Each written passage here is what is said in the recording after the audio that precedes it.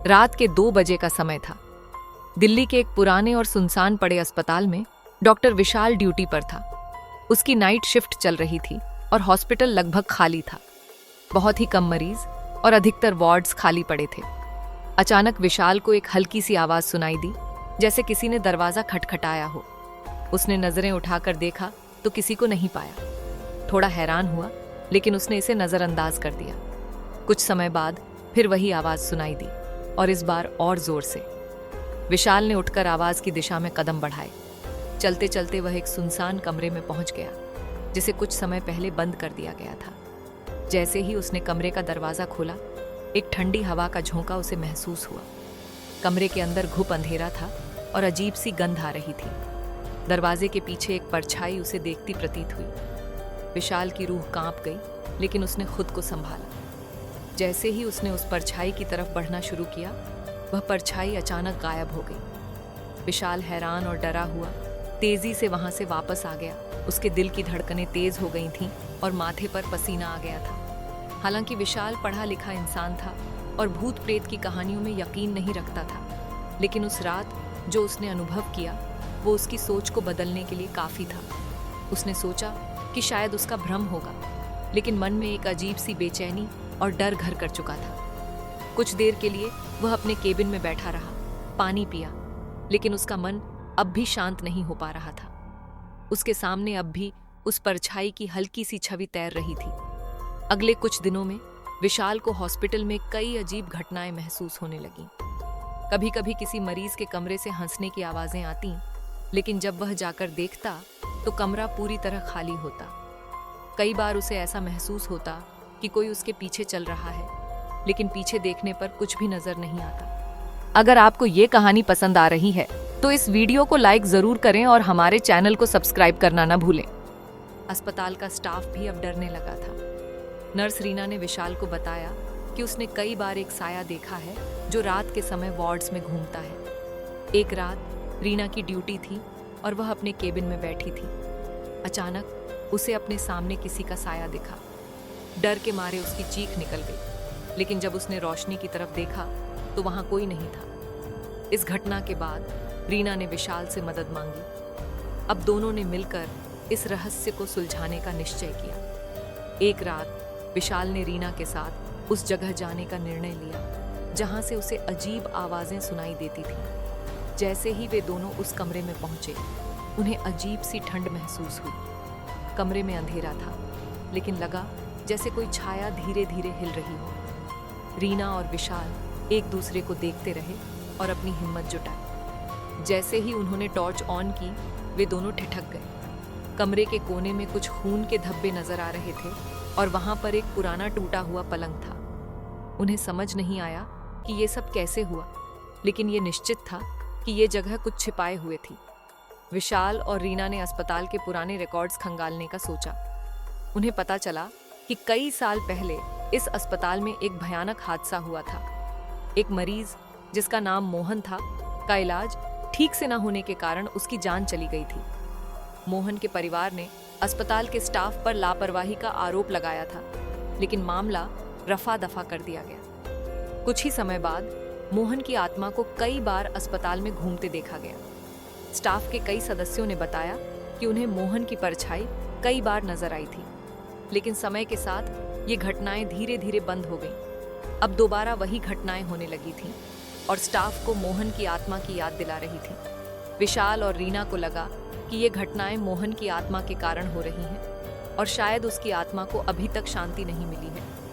उन्होंने मोहन के परिवार के बारे में पता करने का सोचा, लेकिन उन्हें कुछ भी ठोस जानकारी नहीं मिल पाई। विशाल अब निश्चित था कि ये आत्मा किसी कारण से बंधी हुई है और उसे मुक्ति दिलानी होगी, नहीं तो ये घटनाएं कभी बंद नहीं होंगी। रीना ने भी उसका साथ देने का निश्चय किया और दोनों ने मिलकर एक पंडित से मिलने का निश्चय किया जो आत्माओं की शांति के लिए अनुष्ठान करता था। विशाल और रीना ने एक पंडित को बुलाने का फैसला किया जो आत्मा को शांति दिलाने में उनकी मदद कर सके। अगले दिन पंडित जी हॉस्पिटल आए और उन्होंने उस कमरे में हवन किया जहां मोहन की आत्मा अक्सर दिखाई देती थी।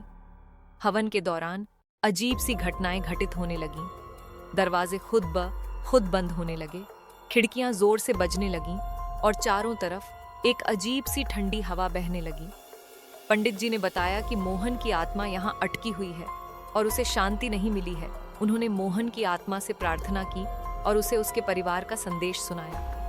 कुछ समय बाद अचानक सब कुछ शांत हो गया। हवा का झोंका थम गया और दरवाजे और खिड़कियां भी अपनी जगह पर ठहर गए। पंडित जी ने विशाल और रीना को बताया कि अब मोहन की आत्मा को शांति मिल चुकी है और अब वह किसी को परेशान नहीं करेगी। हॉस्पिटल फिर से पहले जैसा शांत हो गया और वहां से भूतिया घटनाएं पूरी तरह समाप्त हो गईं। विशाल और रीना ने राहत की सांस ली।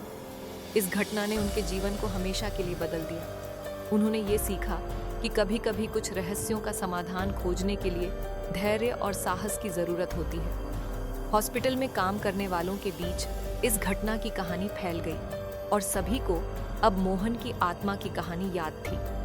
हॉस्पिटल में अब फिर से सब सामान्य था, लेकिन उस कमरे को हमेशा बंद रखा गया ताकि किसी और को वहां से गुजरने की जरूरत ना पड़े।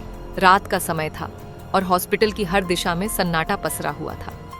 डॉक्टर विशाल अपनी नाइट शिफ्ट पर था और पूरे हॉस्पिटल में एक अजीब सी खामोशी थी। उसका ध्यान मेडिकल रिपोर्ट्स पर था कि तभी अचानक उसे कहीं से दरवाजा खटकने की आवाज सुनाई दी।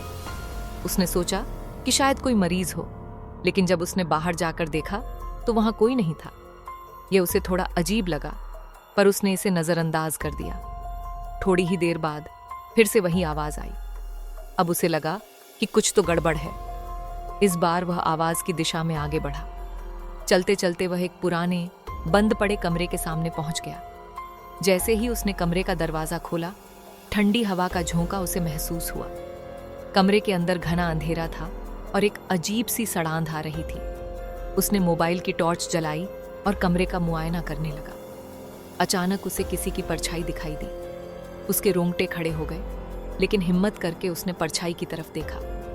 परछाई धीरे धीरे गायब हो गई और विशाल का शरीर कांप उठा। इस घटना के बाद विशाल को हॉस्पिटल में रोजाना अजीब घटनाएं होने लगी। कभी वार्ड के किसी कोने से अजीब सी हंसी की आवाज आती, तो कभी किसी खाली कमरे से किसी के रोने की। विशाल को ऐसा लगता जैसे हर समय कोई उसके आसपास मंडरा रहा हो। एक रात नर्स रीना ने उसे बताया कि उसने भी कई बार एक काली परछाई को इधर उधर जाते हुए देखा है।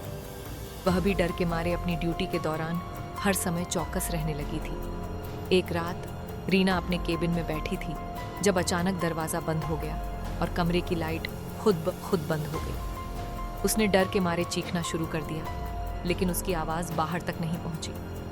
तभी अचानक एक ठंडी हवा का झोंका आया और उसे ऐसा महसूस हुआ जैसे किसी ने उसके कंधे पर हाथ रखा हो।